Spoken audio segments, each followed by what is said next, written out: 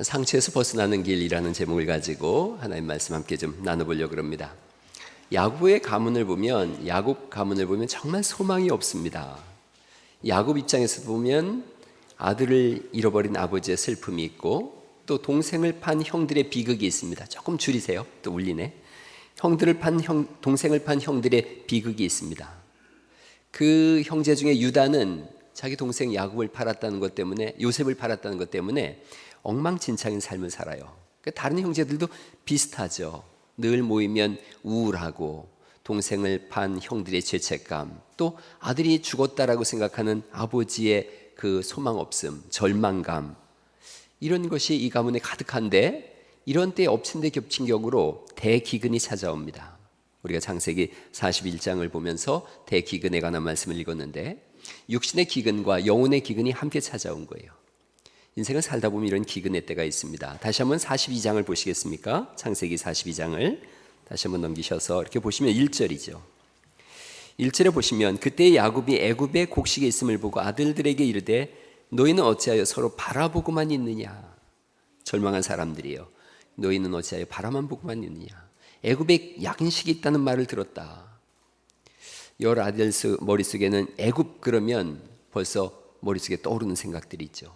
21년 전에 동생을 향한 극한 미움과 시기가 있었고, 그래서 옷을 벗기고 구덩이에 던졌던 그 장면이 머릿속에 아루새겨져 있죠. 옷을 벗기고 구덩이에 던져짐, 이 비극의 정점이에요. 그리고 신학적으로는 이것을 하강과 상승구조라 그래요. 하강과 상승구조.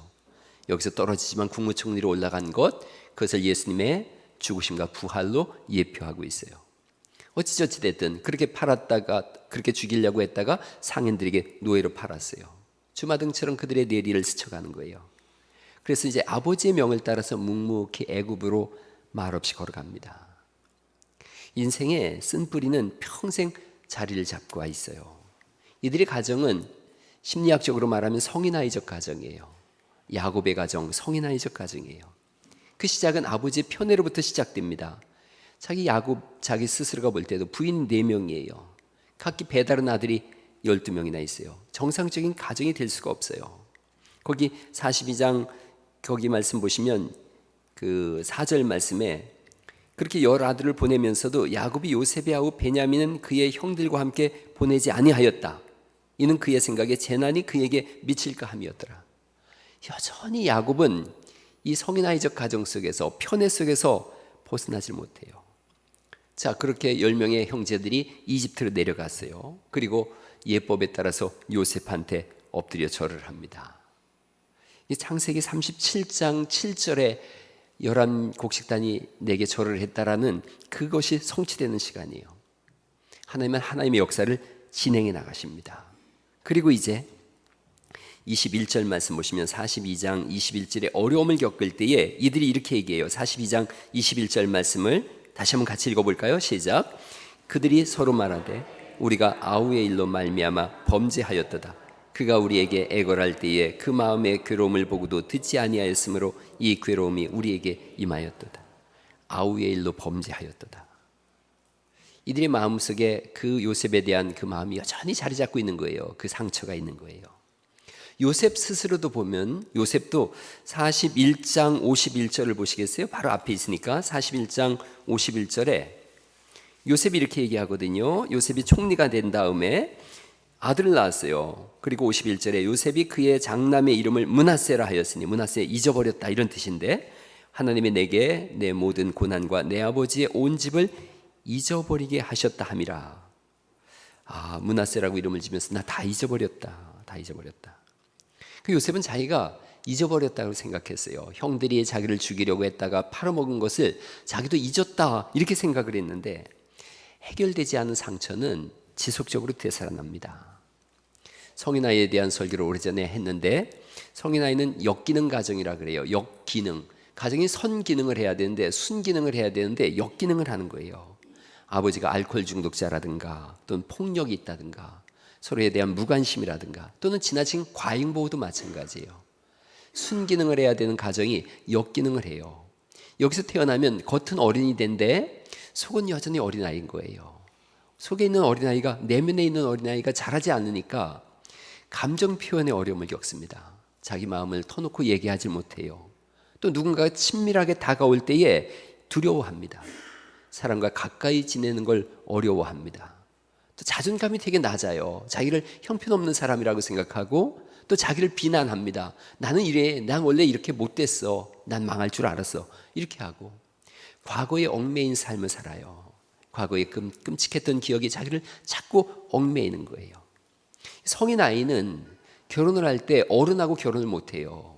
자기 또래하고 결혼을 하기 때문에 성인 아이는 성인 아이와 결혼을 합니다. 그래서 아이를 낳아서 또 성인 아이로 키워요.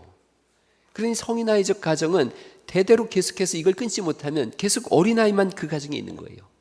늘 싸움과 다툼이 일어나고 알코올 중독이 대를 이어가고 치유되지 못한 상처는 늘 가슴에 있어서 또 다른 사람을 아프게 하고. 제가 야구 베이스로다가 이거 설명을 했어요. 야구 베이스가 1루, 2루, 3루, 4루가 있어요. 저 홈런 들어오는 데를 그 베이스 플레이트라 그래요. 그런데 1루수, 2루수, 3루수, 4루수 이렇게 소년기, 청년기, 중년기, 노년기를 거쳐서 살아야 되는데 성인아이적 가정은 저 1루수가 없는 거예요. 1루. 첫 번째 베이스가 어린아이 시절을 보내야 되는데 어린아이를 보다듬어 줄 어른이 없는 거예요. 그러니까 어린아이가 살기 위해서 어디로 가냐면 2루로 바로 가요. 청년기로 간다든가 아니면 중년기로 간다든가. 잃어버린 1루수가 있어요. 1루 자리가 있어요. 그러면 언제 이걸 찾고 싶어 하느냐 하면 거기로 돌아가고 싶은 본능이 있는 거예요.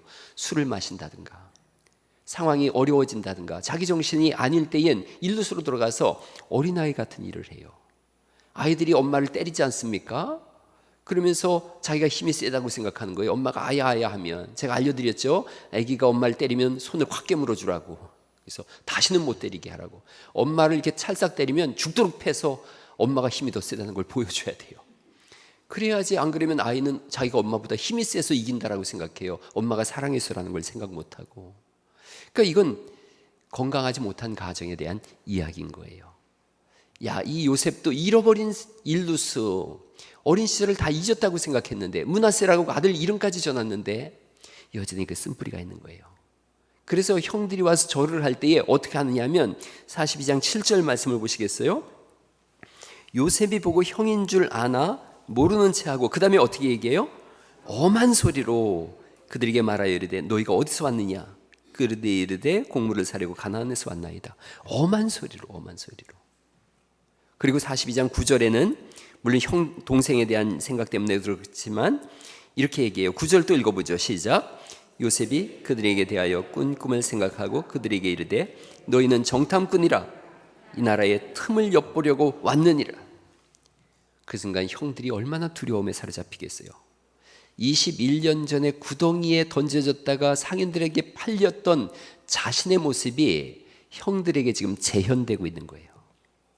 이국 땅의 노예로 팔려갈 때 그 두려움과 그 좌절과 불안, 또 부모를 그리워하는 그 그리움, 이런 것들이 지금 형한테 고스란히 전이되어져 가고 있죠.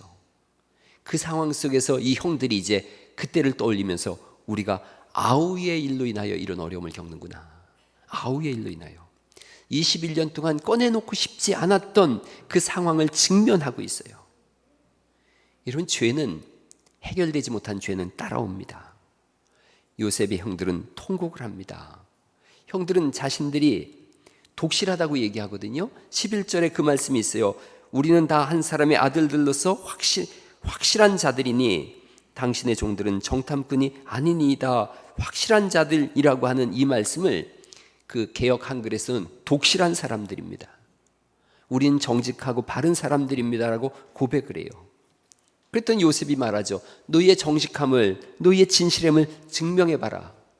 이들이 이렇게 속에 있는 얘기를 막 합니다. 그 앞에서 너무도 두려우니까. 우리는 12형제였는데 하나는 실종되고, 그 요셉 자기를 얘기하는 거죠. 하나는 실종되고 하나는 아버지와 함께 있는데 그 막내는 아버지와 함께 있습니다. 그 요셉이 생각에 나를 죽이려고 했는데 내 친동생, 같은 배에서 났으니까요, 라헬이 난 내 동생 베냐민도 혹시 죽이지 않았을까? 이 생각이 든 거예요. 그래서 일단 너희들의 진실을 알아보겠다 그러고 이 열 형제를 3일 동안 옥에 가둡니다. 그게 15절 16절이에요. 너희는 이같이 하여 너희 진실함을 증명할 것이니라. 바로의 생명으로 맹세하노니 너희 아우 막내 아우가 여기 오지 아니하면 너희가 여기서 나가지 못하리라. 너희 중 하나를 보내어 너희 아우를 데려오게 하고 너희는 같이여 있으라. 내가 너희의 말을 시험하여 너희 중에 진실이 있는지 보리라. 바로의 생명으로 맹세하노니 그러지 아니하면 너희는 과연 정탐꾼이라. 그러고 17절 말씀에 그들을 다 함께 3일을 가두었다 이렇게 말씀하세요. 요셉이 구덩이에 빠졌던 이 공포를 이들이 똑같이 느껴요. 3일 후에 한 사람만 남겨놓고 곡식을 줘서 보내면서 막내를 데려오라 그래요. 막내를 데려오지 않으면 너희는 다 죽을 거다. 그래서 얘기를 쭉 들어보니까 시몬이 자기를 죽이려, 르우벤이, 첫째 아들 르우벤이 죽이려고 한 게 아니라는 걸 안 거예요. 그리고 둘째 시몬이죠. 그래서 시몬만 남겨놓고 다 집으로 돌려보냅니다. 그래서 시몬이 1년간 옥살이를 해요. 철저하게 요셉의 고통과 눈물과 두려움을 경험합니다. 해결되지 않은 상처, 해결되지 못한 죄는 계속해서 인생을 추적해와요. 은혜도 우리를 따라오지만 회개 없는 죄도 따라옵니다. 하나님의 은혜가 넘치듯이 하나님의 진노하심도 넘쳐요. 1740년에 엠필즈에서 조나단 에드워드 목사님이 청교도적 영성으로 미국을 각성하셨어요. 이분이 쓴 설교 중에 진노하신 하나님의 손에 잡힌 죄인들이라고 하는 위대한 이 설교가 있어요. 이분이 지독한 근시예요. 그래서 촛불을 켜놓고서 이렇게 원고를 가까이 대고서 이렇게 읽기 시작했어요. 그런데 한참 원고를 읽는데 사람들이 막 아우성을 치고 두려워 떨고 있어요. 보니까 이 강대상 의자를, 이 장의자를 붙잡고 부들부들 떨고 있는 거예요.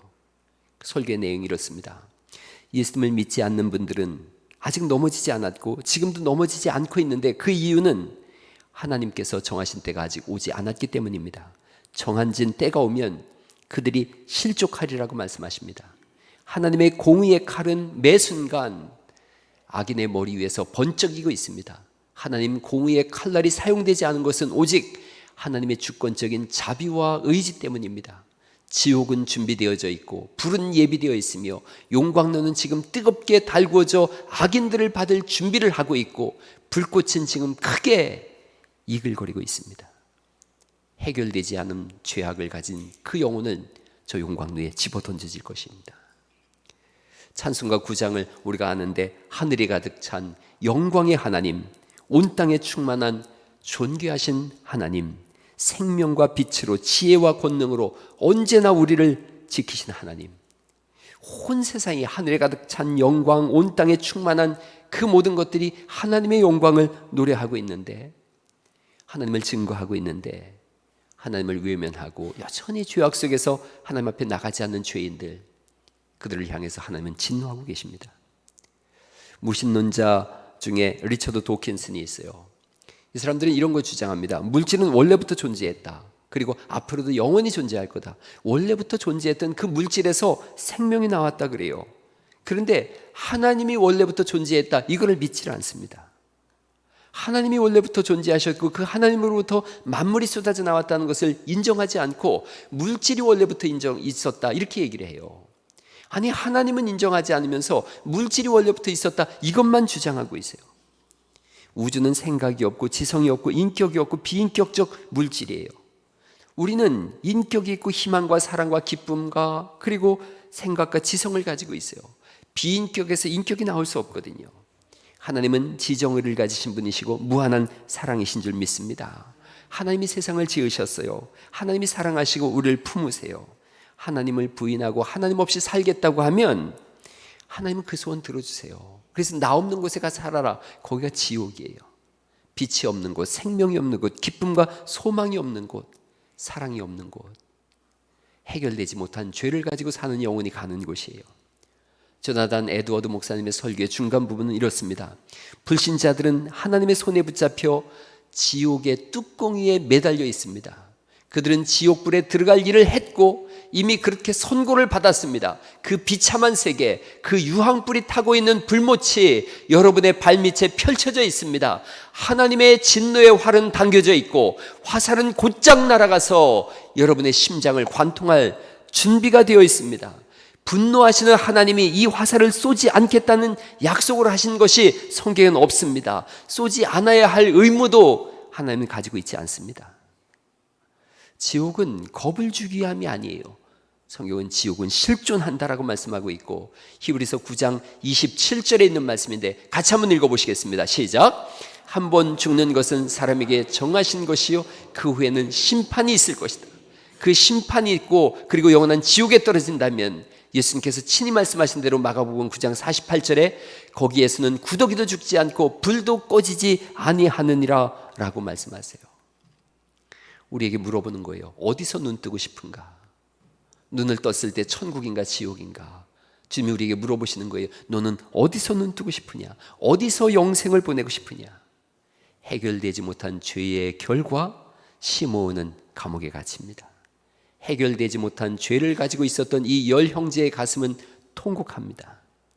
그런가 하면 그 아버지 야곱도 마찬가지예요. 형들이 곡식자루를 들고서 집으로 오거든요. 자초지정을 다 알려줘 아버지한테. 아버지 이러이러합니다. 그래서 막내를 데리고 가야 합니다. 베냐민을 데리고 가야 됩니다. 라고 하니까 그 아버지가 38절에 이렇게 말해요. 42장 38절 말씀 같이 한번 읽어보시겠습니까? 같이 읽어보시죠. 시작. 야곱이 이르되 내 아들은 너희와 함께 내려가지 못하리니 그의 형은 죽고 그만 남았음이라. 만일 너희가 가는 길에서 재난이 그에게 비치면 너희가 내 흰머리를 슬퍼하며 스올로 내려가게 함이 되리라. 스올은 지옥을 말하거든요. 근데 야곱이 여전히 이래요. 거기 38절 다시 보시면 야곱이 이르되 내 아들은 너희와 함께 내려가지 못하리니. 그래서 12아들 중에 요셉 죽었는데 지금 뭐라고 얘기하는 거예요? 누구만 내 아들이라는 거예요? 베냐민만 내 아들이다. 그 말을 듣는 형들의 이 아들들의 가슴이 얼마나 찢어질 거예요. 그런데 베냐민이 기가 막힌 말을 합니다. 베냐민이 얘기를 해요. 야곱이 지금 통곡하는 가운데 있는데 지금 안 가면 시몬이 죽거든요. 또 안 가면 다 굶어 죽거든요. 속수무책이에요. 36절을 제가 다시 읽어볼게요. 36절. 그들의 아버지 야곱이 그들에게 이르되 너희가 나에게 내 자식들을 잃게 하는도다. 요셉도 없어졌고 시몬도 없어졌거늘 베냐민을 또 빼앗아가고자 하니 이는 다 나를 해롭게 함이니라.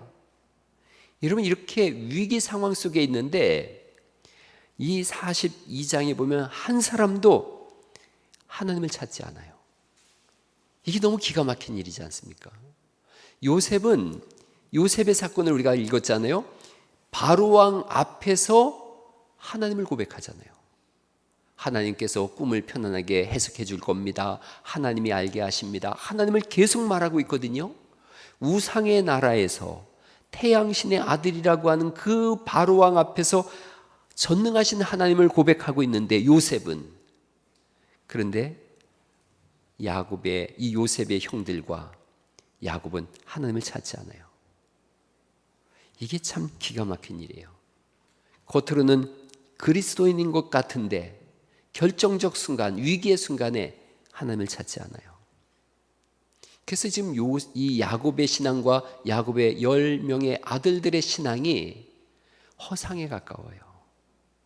하나님이 그동안 그렇게 살게 하셨고 야곱도 틈만 나면 신앙을 고백한 것 같은데 정말 중요한 결정적 순간에 하나님을 잊어버려요. 겉으로는 그리스도인 것 같은데 속이 변하지 않은 거예요.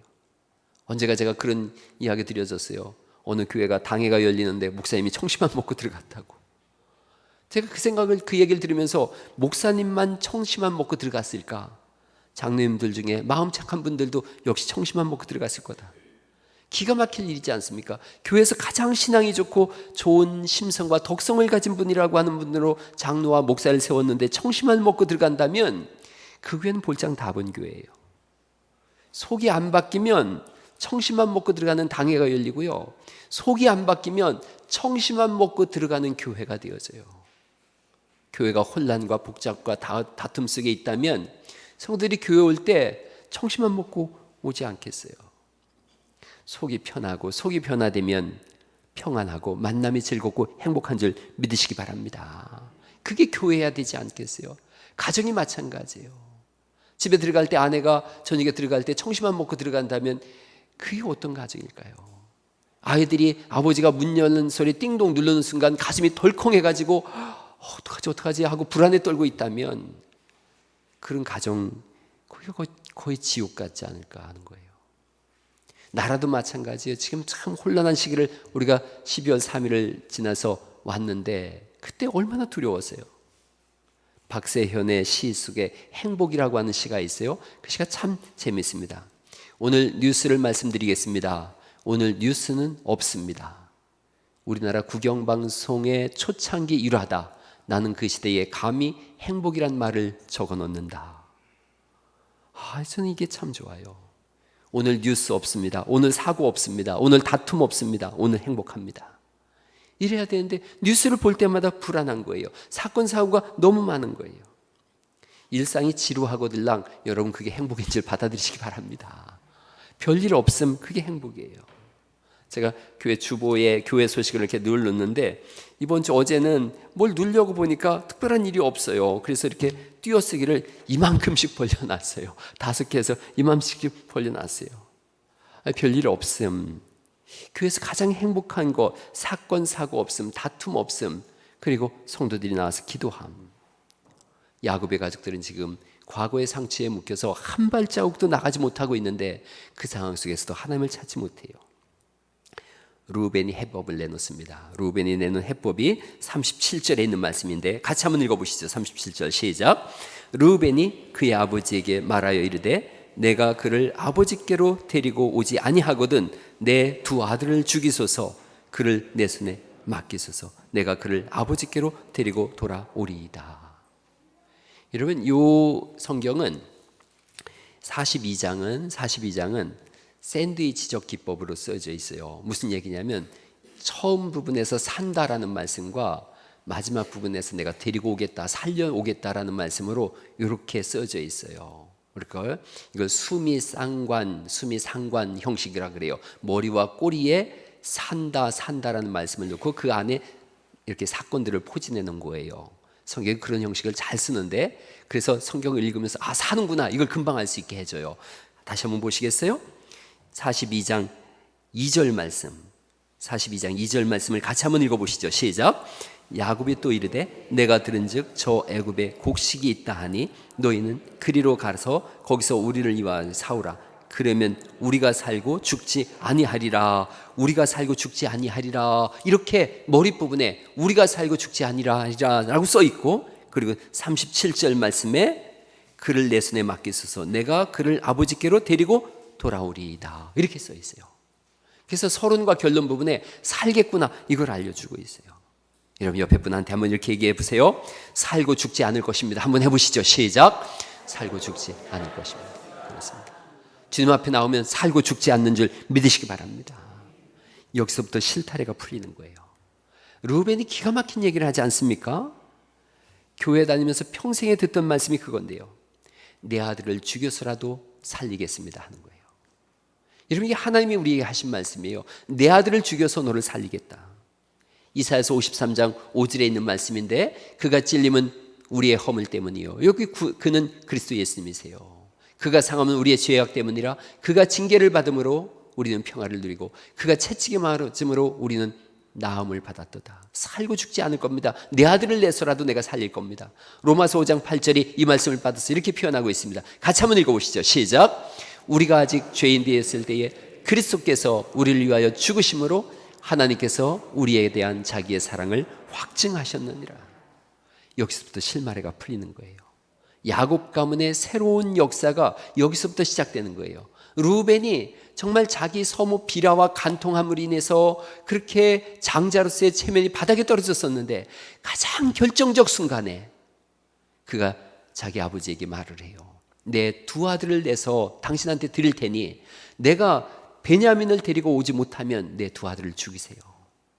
그 정도로 절박함과 아버지를 향한 마음과 이 문제를 해결하고자 하는 그 강한 심정이 있는 거예요. 우리의 해법은 하나님 안에 있습니다. 내 두 아들을 내어놓겠습니다 라는 르우벤의 고백처럼 하나님께서 동일하게 말씀하세요. 내 아들을 내놓겠다. 내 아들 예수 그리스도로 인하여 너희를 살게 하겠다. 그 길로 인하여 우리가 살게 된 줄 믿으시기 바랍니다. 그 신앙 안에 들어가면, 그 사랑 안에 빠지면, 그 하나님의 사랑을 알면 내가 살겠구나, 이걸 알게 되어져요. 과거의 상처와 역기능적인 가정, 성인 아이 벗어날 수 있는 길은 하나밖에 없어요. 하나님의 사랑을 알고 그 사랑 안에 들어가서 예수님을 만나고, 그리고 내 삶의 회복을 일으키는 것일 줄 믿습니다. 예수님과 깊은 사랑에 빠질 때 상처가 회복되어져요. 그 사랑이 우리를 덮어요. 그 사랑 안에서 다음 걸음을 걸어 나갈 수가 있어요.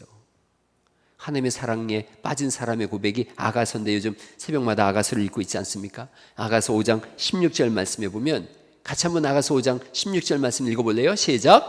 그의 입은 심히 달콤하고 그 전체가 사랑스럽구나. 사랑하는 사람이 하는 말은 다 달콤한 말이에요. 8장 7절 읽어볼까요? 시작. 많은 물도 이 사랑을 끄지 못하겠고 홍수라도 삼키지 못하리라. 8장 6절 읽어보죠. 시작. 사랑은 죽음보다 강하다. 그 죽음보다 강한 사랑으로 우리 위하여 예수님이 오셨고 십자가를 지심으로 우리에게 살 길을 열어주신 줄 믿으시기 바랍니다. 주님의 사랑에 들어오면 회복되어져요. 가정도 회복되어지고 교회도 그렇고 개인의 삶도 회복되어져요. 사랑에 빠져보신 적 없으세요? 사랑하는 사람하고 있으면 시간이 흐르지 않습니다. 믿으시면 아멘. 몇 사람만 사랑해보고 나머지는 뭐. 사랑하는 사람이 웃으면 나도 웃는 거예요. 그가 한숨 지면 내 기도가 깊어지는 거예요.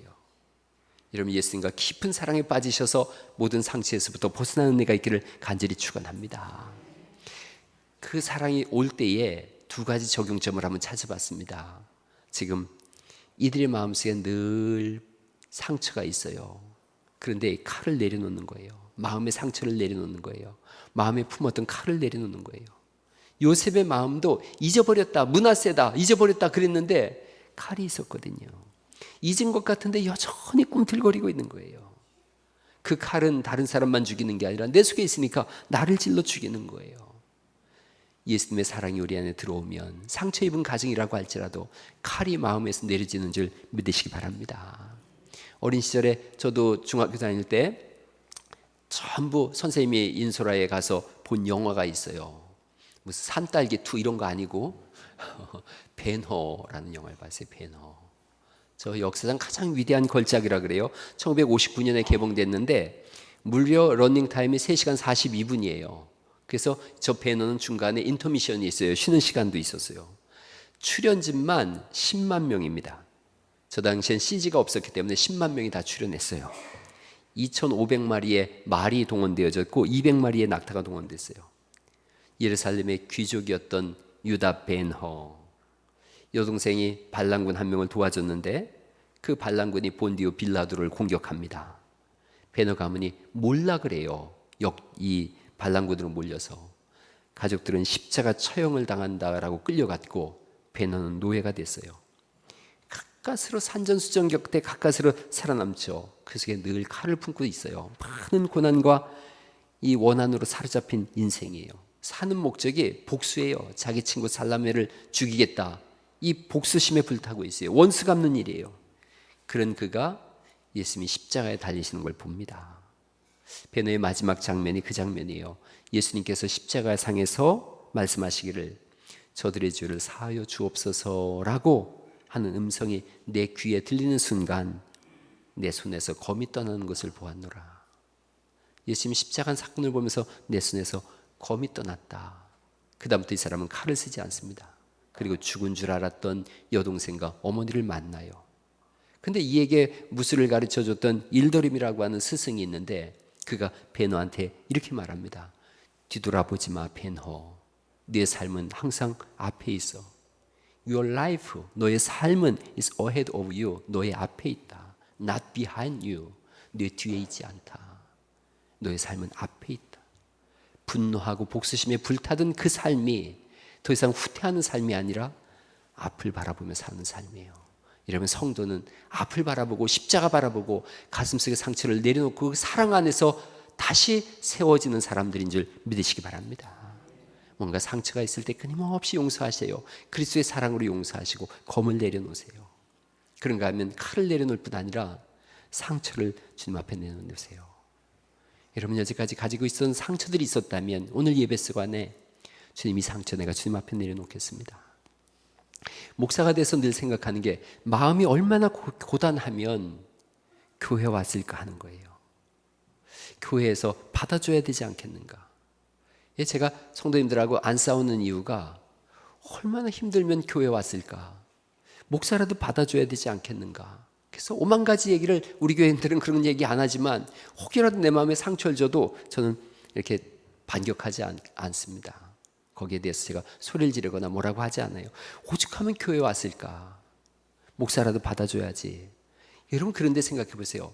목사도 그렇게 하는데 하물며 하나님은 오죽하시겠어요. 하나님은 어떠하시겠어요. 이 속좁은 목사도 받아들이는데 온 우주를 지으신 하나님은 어떤 마음이시겠어요. 다 품으시는 거예요. 그래서 하나님을 표현할 단어를 찾다가 하나님 아버지 이렇게 표현하는 거예요. 다 품으시는 분이시다. 하나님 아버지. 상처와 통곡과 분노와 아픔 주님 앞에 다 쏟아놓고 후련한 심정으로 살아가기를 간절히 축원합니다. 한없는 사랑으로 품으세요. 토마스 먼치라고 하는 그 캐나다 사람이 로버트 먼치죠. 로버트 먼치가 쓴 언제까지나 너를 사랑해라는 책이 있어요. 이 책이 우리나라에 2000년에 첫 출판됐거든요. 그런데 재작년 3년 전까지 110세, 110세 이상을 발행을 했어요. 세계적인 베스트셀러예요. 내용은 단순해요. 애가 처음에 태어났을 때 엄마가 아기를 품에 안고 노래합니다. 너를 사랑해 언제까지나. 너를 사랑해 어떤 일이 닥쳐도 내가 살아있는 한 너는 늘 나의 귀여운 아기야. 이렇게 품에 안고 노래를 해요. 2살이 됐어요. 온갖 말썽을 다 피우는 거예요. 방을 말도 못하게 어지럽혀 놓고 시계를 저 변기 속에 집어넣었어요. 그리고 물을 내린 거예요. 그런데 밤이 되면 언제나 아기를 보면서 엄마가 품에 안고 얘기해요. 언제까지나 너를 사랑해. 9살이 됐어요. 공부도 안 하고 버릇도 없어요. 하지만 밤이 되면 그 아이를 안고서 여전히 노래해요. 언제까지나 너를 사랑해. 사춘기를 맞이했어요. 아들이 제멋대로 구는 거예요.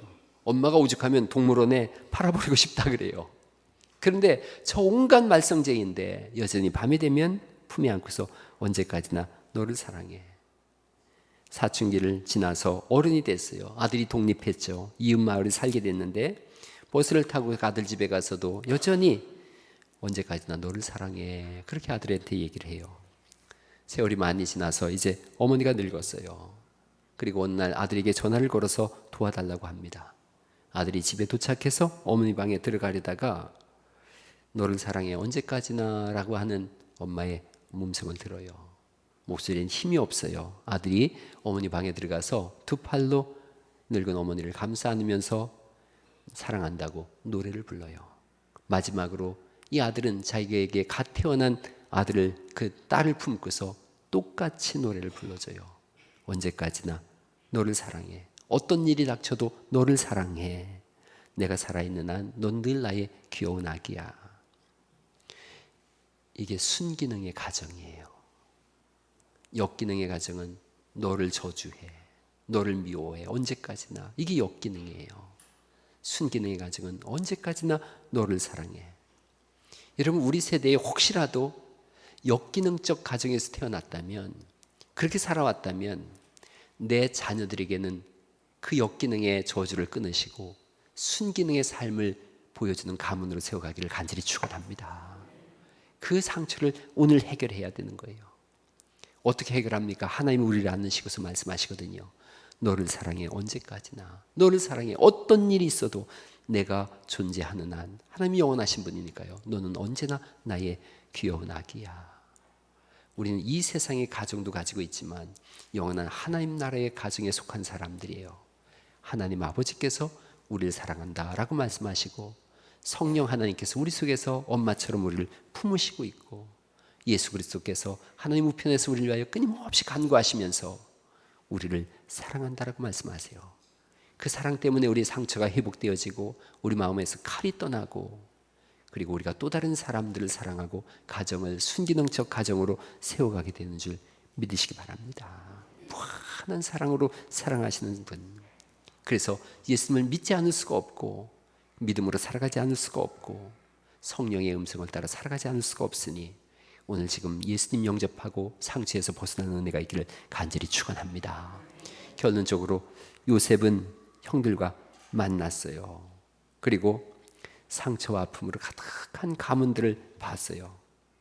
그 가정 속에 아직도 하나님을 찾지 못하고 있는데 사는 길은 하나님밖에 없어요. 조나단 에드워드 목사님의 설교의 마지막 부분을 제가 읽어드리겠습니다. 지금은 구원의 날입니다. 지금 여러분은 구원을 얻기 위해서 부르짖을 수 있습니다.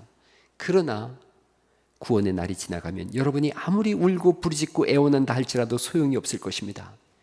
여러분은 지금 특별한 기회를 가지고 있습니다. 지금은 그리스도께서 구원의 문을 활짝 열어놓으시고 문에 서서 큰 소리로 불쌍한 죄인들을 부르고 계십니다. 지금 많은 사람들이 그리스도에게로 나와 하나님 나라에 들어가고 있습니다.